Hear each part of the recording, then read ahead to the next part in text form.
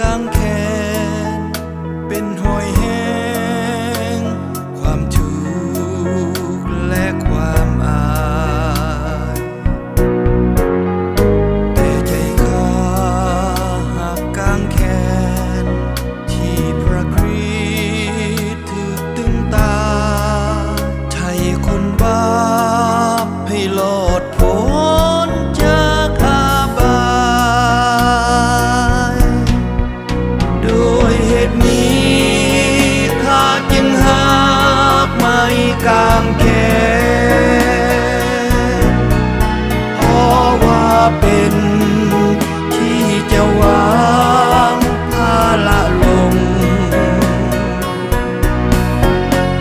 ข้าก็คงยึดกางแขนไว้ให้มันแล้ววันหนึ่งจะแลกเอามงกุฎงามไม่กางแขนบูหานั้นสาวโลกพากันดูหมินข้าหักกางแขนยิ่งหนักหนาเพราะพระเยซูคริสต์เจ้าสาลาเนาในเมืองฟ้าเสด็จมาเพื่อยอมตายเทิงกางแขนโดยเหตุนี้ข้าจึงหักไม้กางแขนเพราะว่าเป็นที่จะวางภาระลงข้าก็คงยึดกางแขนไว้ให้มัน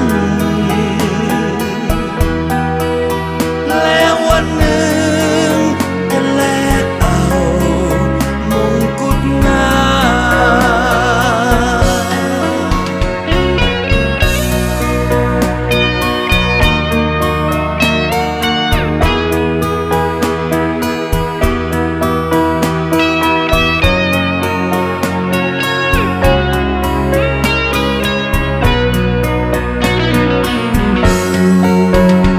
On a hill far away stood an old rugged cross,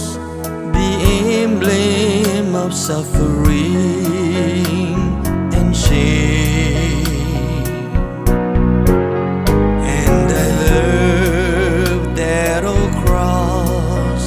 where the dearest and best for a world of lost sinners was laid. So I'll cherish the old rugged cross till my trophies at last I lay down. I will cling to the old rugged cross and exchange it someday for a crown. For the old rugged cross I will ever be true. Its shame and reproach gladly bear.